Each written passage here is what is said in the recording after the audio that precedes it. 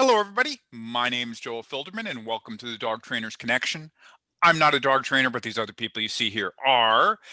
We get together, we discuss a topic, come up with some thoughts, some ideas, sometimes some answers, but we always have an interesting discussion. And trainers, by the time this is posted on YouTube, it'll be just about that time. Time when that guy decides who's been naughty and who's been nice. But what about dogs? And in particular, what I really want to talk about today is this very simple question. Is there such a thing as a bad dog? I had read something just today that they basically said there are no bad dogs, they're just untrained dogs. But you guys have had quite a bit of experience, and I think Steve was actually just talking about something to that effect just before. So I'm going to ask you, trainers, is there such a thing as a bad dog? And Steve, why don't you start? Man, I'm going to get in trouble now. You'll go on the naughty list. I agree, Steve. What's that? You agree, right? I'm going to get in trouble. All right. So I had this really nice lady call me up last week. She's got a 4.5-month-old golden doodle, mini golden doodle. And she describes the normal attention-seeking, nipping, puppy stuff. And then describes like serious resource guarding. So I say, listen, I can't do a Zoom on something like this. Somebody really needs to go and look. So I referred her to a good friend of mine who I trust, who called me last night and said, you ain't seen nothing like this, She paid, I will say, $6,500 out of a pet store in Connecticut. Mm-hmm. We all know that's a criminal thing right there, right? Criminal. Yeah. But she's had the dog for, I guess, 4 weeks or so. And she's got young kids in the house. She's afraid. And my trainer friend basically said, listen, if you were single, I would love to get involved with this case and really try to work through as much as we could. But since you have children in the house, I'm uncomfortable with this puppy staying here. Mm. So, would you call that a bad dog? I don't know. I mean, of course I have thoughts about the genetics. Plus, the trainer that I asked to go said, if that's a mini golden doodle, I'm a monkey's uncle. He said, looks like a cockapoo to me. And, they don't want to give her any money back because the dog isn't healthy physically. It's just emotionally not right. But so my advice was, to the trainer friend, because he's going to keep in touch with the lady, was I get a DNA on this dog like right away. Because if you need to have some way to like approach the pet store, because they're going to say, no, you can't get a nickel back. I'm happy to take the dog back. Right. They'll resell it for another 65, right? But that's the best they would do. They don't want to give her a nickel back. And so I said, well, if I were in that case and all that paperwork and you don't want to like muck around, get a DNA. If I'm hearing this does not look like, we've trained how many hundreds of these dogs, at least at this point over the years, doesn't look like a mini golden doodle to you, probably not. What's it cost? $35? Get a DNA. Maybe that would give her a legal leg to get some of her money back anyway, which would be fair, right? So we'll see what happens. Is that a good dog? I mean, is it really a bad dog? It's got a problem. It's got a problem. And in somebody else's house, probably be no problem, or likely. I don't know. But, over the years, I've run into some dogs where I'm like, oh, geez. I don't blame you for being in the spot you're in, but it's a bad spot. And that's when we start talking about you need a special home for a certain dog. Is it because it's a bad dog? I don't know if bad's a good word to use, but it's got issues and challenges that you have to get a hero to step up and say, I'm going to work with this. I'm going to deal with this dog. Right? Whatever it is, that says a lot about the people. Can I talk bad about the dog? I can't. I just know from my shelter experience how difficult it is to find that person who's going to commit to that dog. So I'm not going to call it a good dog, but it's not a bad dog either. I mean, I know that's a pretty crazy answer, isn't it? Yeah. Am I killing you here, Jeff? I mean, what? I got the shelter guy right in the box right under me here. Jeff, you want to get in trouble? Hey, Joyce. Hi, Joyce. Yeah, Hello. I It's mean, okay. Glad you're here. We're asking about you. Yep, trying to winterize my camper. Go ahead, Jeff. Sorry. that's okay. Hi, Joyce. So, yeah, I mean, when I think of bad dog, right? And, it consists of a human labeling a dog. That's the first thing that pops into my head. So, when I think of bad dog, I think of like severe behavioral problems, right? When I think of severe behavioral problems, almost always the dog has had some experience in her or his life that likely contributed to that. Now, genetics and inbreeding and bad breeding aside, right? Because obviously that stuff can cause a whole slew of issues, not just behaviorally, but health as well. But, all things being equal, behavior is almost always learned Mm-hmm. by dogs, whether it's taught or it's environmental or it's life experience, right? The other side of it is, and I kind of was thinking a little bit along the lines of Steve, is that sometimes that bad dog is bad based on the people who currently own it, right? I mean, behavioral problems are relative, right? If we're a trainer and we specialize in behavioral problems, technically we specialize in things that people are complaining about that their dog is doing, right? Sure. Because behavior is relative. What's acceptable in one home is not acceptable in another. So at the end, the bottom line is this: when I hear bad dog, I'm thinking, all right, this dog is a potential risk to human safety, right? Because that's something that I think we all tread very carefully when dealing with dogs, especially in a home environment, especially if there are children around or other smaller animals that maybe can't protect themselves. Um, but I generally speaking, I don't think there are bad dogs. I think dogs have experienced things that are causing them to behave poorly, which is why we can always modify their behavior most of the time, right? Sure. Sometimes we can't. I mean, I've never met a trainer that said that they've fixed every single dog that had severe behavioral problems that they worked with, right? Sometimes we're managing behavior because it's so severe. We have to take some steps. And, like to Steve's point, he was talking about Zooms. They're like, I say the same thing. I'm like, you need someone to get into your home. You need someone there to, yeah, well, I don't care. I just want to, I'm like, all right, that's fine. We'll do it. I said, but I'm going to be honest with you. Any suggestions I offer are probably going to be pretty superficial, and they're going to lean more on the side of environmental management as opposed to behavior modification. Mm-hmm. Because I can't give people advice and put them or the dog in a position to fail, or worse, humans get hurt, right? But especially in rescue, there's rarely bad dogs. It's almost always there are dogs that have been exposed to bad people in bad situations. Mm-hmm. That doesn't make the dog bad, right?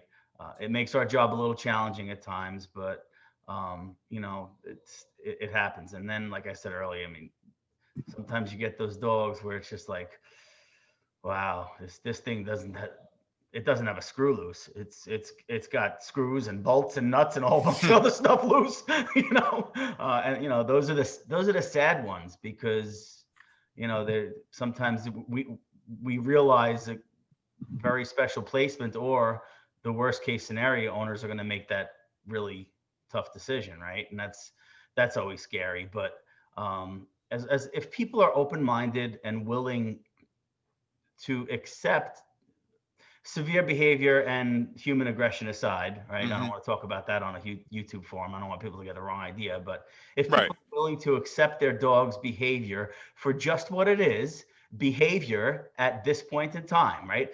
Because dogs don't know good and bad. They just know behavior, right? This works for me. This doesn't work for me. Right. If I'm the dog, I'm going to keep doing what works for me. I'm going to abandon what doesn't work for me, right? So if people understand that's what the dog is seeing, and they're willing and open to work through it, really that quote unquote bad dog can turn good very quickly. We've all seen it. I mean, yeah, it might take work, but it's you know it's there. It's there for the reaching. It's very attainable. But people have to be open to that. And unfortunately, too much time passes and they get to a frustration and breaking point. And once Mhm. people are at that frustration and breaking point, there isn't open-mindedness. And Mm-hmm. but you know, I don't know. I'll shut up. Okay.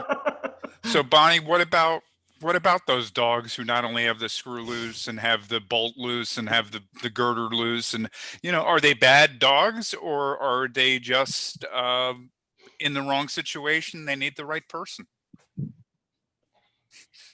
I I think it's oh boy, my mind's just going "Ugh," with this Okay. because I've had two puppies, one paid for and one uh, paid for, but from a rescue group that were not the dogs for me.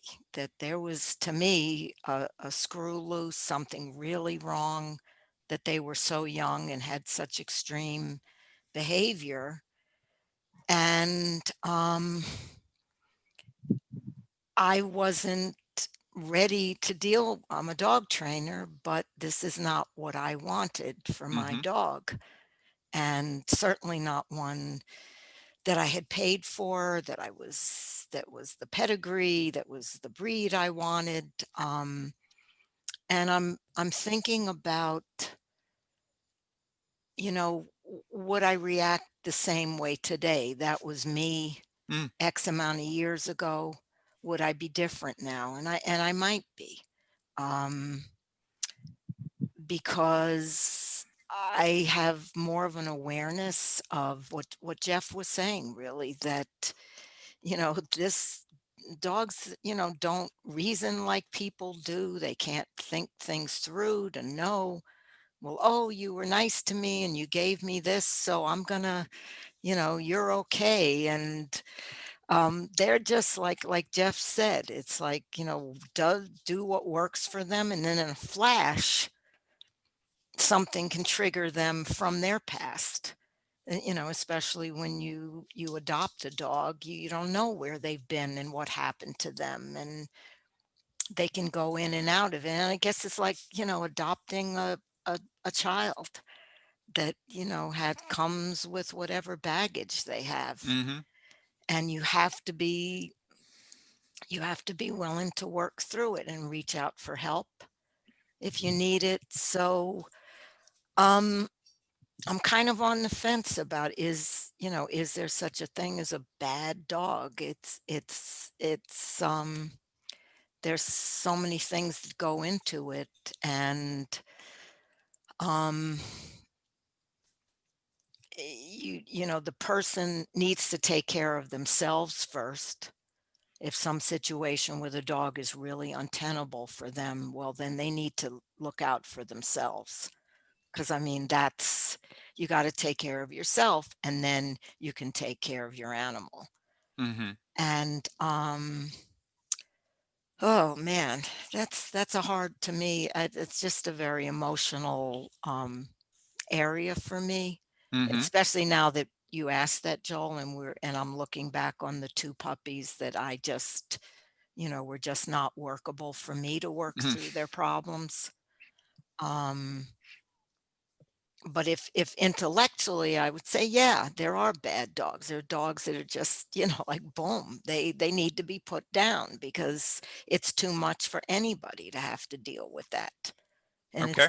it's dangerous. Mm-hmm. So, but that's the intellectual part, and the emotional part of me says, there are no bad dogs, just Okay. unfortunate happenings and Mm-hmm. genetics to those dogs. Okay. So David, what about that? Or if there is if there are bad dogs, can they become good dogs? No, I think so. And and again, it comes down to what everyone's been talking about. How do you define bad? Everyone's got Mm-hmm. a different interpretation of what they consider bad. Usually, or I shouldn't say usually, but oftentimes it might not be even. I think, and I think like what Jeff was saying and Steve was saying and Bonnie was alluding to it. We think bad as far as like maybe we have to put them down, that there's no hope for these dogs. But generally speaking, it's a lot of times you get calls that are like, oh, my dog is biting me like crazy, very aggressive. How old is the dog? 8 weeks old or whatever, biting me, very aggressive. And so it's just nipping, they don't have an experience with that, or they're constantly jumping up and down on me. It's driving me nuts. A really bad dog the dog is not nuts. And they're typical basic things that we can work through. But if you think about it in terms of people are very similar that way. Some people are just wired a certain way. Their bolts and screws are all loose, just like dogs. And I mean, and you can only do so much about it. And planks and girders and And several other things. et cetera. Yeah. But look. Look at the prisoners. I'm sure you heard plenty of stories that go in there. They have a life sentence. They killed somebody. Maybe it was when they were very young and they didn't know any better. And again, it's what Jeff was saying. Life experiences. They weren't necessarily born to kill. I mean, some people are just wired that way, where they have no compassion, nothing for anything, and they're just very just dead silent about that. And you hear about dogs going in and rehabbing the prisoners, and the prisoners coming out like different people. Good in society and everything else, and they're giving back to society. And there's some people, no matter what you do, no matter what you throw at them, nothing's going to work. Same thing with dogs. Same thing. So I think if you just show compassion and you work through the behavior modification and things like that, you can do wonders for dogs. But I don't think dogs are, so to speak, born bad as far as like a death sentence kind of thing, where they just have to be put down. I mean, sometimes they do, and that's the other thing too. You got to look at it compassionately, because that dog that, let's say, you've done everything you could humanely possible to rectify the situation and make that dog better, acceptable, and around people, around dogs, whatever the situation is. But if no matter what you do, it's always going to be aggressive, for instance, that dog is probably unhappy to begin with. No matter what happens, even if no one's around, it's always on edge, always on edge. So is that fair to the dog to have to live that environment, in that kind of environment? Same thing to a certain extent with people, but people don't have that option, Good point. So And Joyce, that's pretty much it. The question I asked today is there such a thing as bad dogs? Oh, I figured that one out. Good for me. Girl. You get a treat. Wow. Good girl. It's a tough one, only because I think it's a definition thing. I always tell people that when they come to me and tell me their dog is bad, I ask them specifically what their dog is doing, and if there's anything they see that would be acceptable around that. And 9 times out of 10, I find out it's just a definition thing. The dog isn't being bad. The dog's just doing what the dog does and, the knows to do. There have been some cases in my history that have been some learning cases, especially from puppies. I've heard, some people say there's no bad puppy. I worked with some horribly aggressive puppies at, 10, 12 weeks old. It's so odd. It just blows my mind, that this little puppy is trying to bite me and growling at me and, just really letting me have it. And nothing I do helps the puppy see that I'm safe and that I'm somebody that they could enjoy. And I remember many years ago, I told a client they didn't want to take the dog back. There was a Bernese Mountain Dog, beautiful little puppy. And they just felt like if they loved it enough, it would come around. And I, at that point, was still fairly new in my working with aggressive dogs. And I didn't really pressure them on how dangerous that dog could become. And around 4 months old, that dog delivered a really serious bite to one of the kids unprovoked. And they ended up having the puppy euthanized. And I learned from that, puppies can be really genetically flawed. And we have to keep that in mind as we're going through these consultations. But it's a hard one, Myrtle is my emotional case because I recommended she be euthanized when I met her, because at 10 weeks old, she was trying to bite me, and she tried to bite me several times and was growling at me and wouldn't come anywhere near me. And I told the family, look, this is going to be a Doberman adult. She's going to hurt somebody. You need to either take her back to the breeder, which was not going to happen. It was a flea market where they got her from. Or they were going to, and I said, you got a little kid in the house. You got your grandparents living here and they're scared of her. This isn't a good setup. And so I said, really, you got 2 choices. Take her back to the breeder or, take her to the vet and have her euthanized because she's going to be a dangerous, dangerous dog the older she gets. Mm. And through a series of events, I ended up with her. And it breaks my heart to think that dog would have ever been euthanized. I mean, that's my baby. I had to work my ass off with her, and I'm still working with her every day. But oh my God, do I love that dog. And so I think, again, you look at it and go, geez, there's no right answer for this stuff. You know, we really are working with the best knowledge we have, with the best experience that we have in advising people. And I think when it comes down to it, the family that you're working with, you know, is got to make some pretty tough decisions sometimes. And Sure. is that paying thousands and thousands of dollars to work with a behaviorist to continually work with this potentially bad dog ongoing? Or is it even something that can be turned around and addressed? Should they, I just don't think rehoming should be a conversation a lot of times with some of these dogs. I think people wish they could rehome them, but my general statement is, if you're not willing to do anything with this dog and you already love it, you know, Sure. who's going to take on a dog they know is snapping and biting at people, or, you know, extreme horrible behavior problems? So they, you know, they have some tough decisions to make, but, you know, so I just don't think there's one answer. Are bad? I think, again, the bad term is kind of gets in the way because it's such a broad term. It doesn't really have a great definition to it. I have people that think their dog is bad because they jumps on them. All right. You know, wolves on the leash. All right, we can work, you know, that's not bad. That's just a dog being a dog, you know? So I think every story is different. And again, we come down to that. It's complicated. Yep. Scenario. But we've got to, you know, we got to give it our best experience and knowledge with it, and just go, you know, and give advice based on what we have, you know, that we've seen and we've experienced. And that include, as you know, that includes all facets, from expensive training to wishing them the best luck to the recommending euthanasia. And you know, I've done all of those, and I don't like it when we have to get to some of the more extreme ones, but you always have to consider public safety, kid safety, elderly safety, smaller animal safety. And then you come back to, you know, Jeff, I know you do a lot of rescue, and so do I. How many dogs are sitting in animal control and losing their lives, who are phenomenal, wonderful, would never bite anything or even, you know, do a bad thing in their life dogs, yet they're being killed because we're so busy working with these dogs with these horrible behavior problems. And I just cross that every day. I've got about 5 of them in my shop right now, where I'm like, we really should consider euthanasia. These dogs are very troubled, and who's going to adopt them? And the rescues are paying me tons of money to try, you know, work on their behaviors. And you know, if they want to continue paying, but it's a tough one, because I'm sitting there looking at these shelter postings come through my feed, and I'm like, there's another one. Oh my God, look at that one. It's an owner give up. We know it's good with dogs. We know it's good with kids.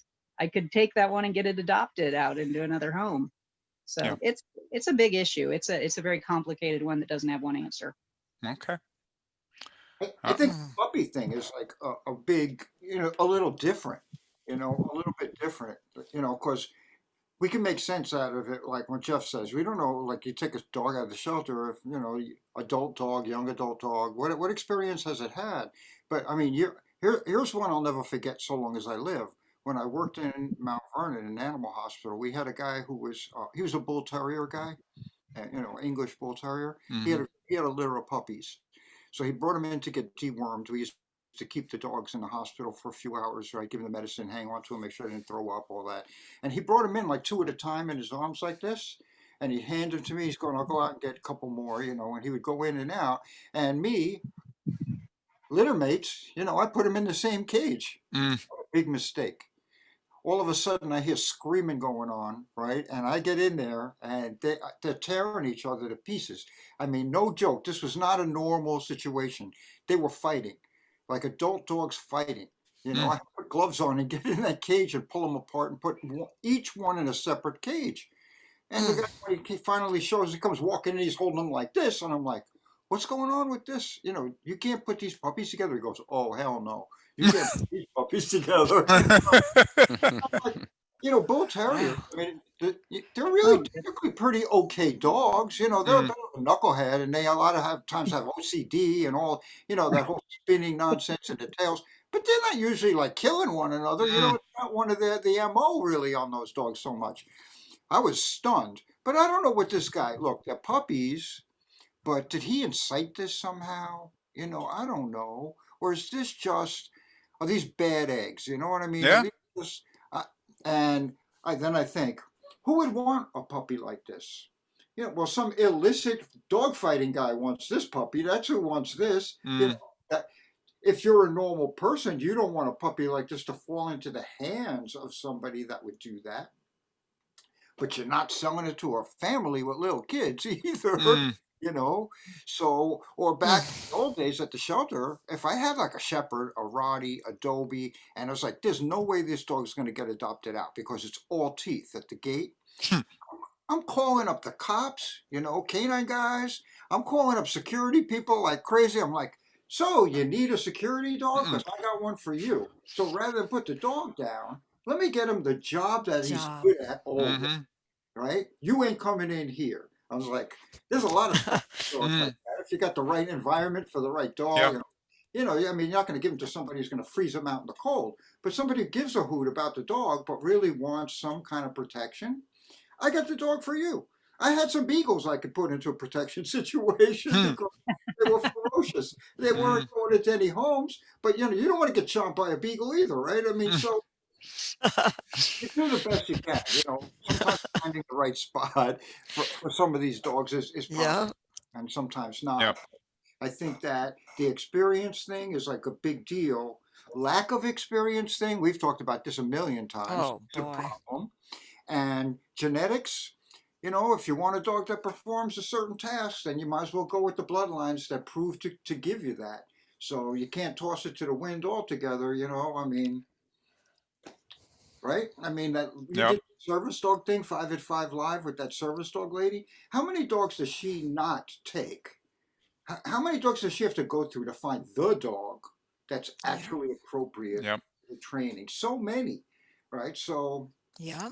that speaks to, even if you're getting dogs from people who say they're breeding them for service work, doesn't necessarily mean you get a candidate for that. Yeah. So complicated. It's It is. complicated. That's the tagline of our YouTube forum. It's Yep. complicated. And that seems like a good place to stop That's a good one. because it is complicated. And I think the one thing that I heard all of you say was that it depends on the definition, and it depends upon what you consider a bad dog and what is considered a bad dog. And it's complicated, but it has some ability to at least come to some understanding of what it is due to your experience and due to what you've worked with. And with that, I'd like to thank you all for being here and wish you all a happy holiday. This is going to be our last YouTube forum for 2020. So I hope you all are on the nice list and get everything that your heart desires for the holidays. And we'll see you in the new year. And folks, thank you very much for watching. Don't forget to like this video, subscribe to our YouTube channel, and like us on Facebook. And we'll see you in 2021. Thanks a lot, All folks. right. Bye-bye. Bye. Happy holidays. Be safe. Yes. Happy Everyone. holidays. Stay safe, y'all. Come back now here.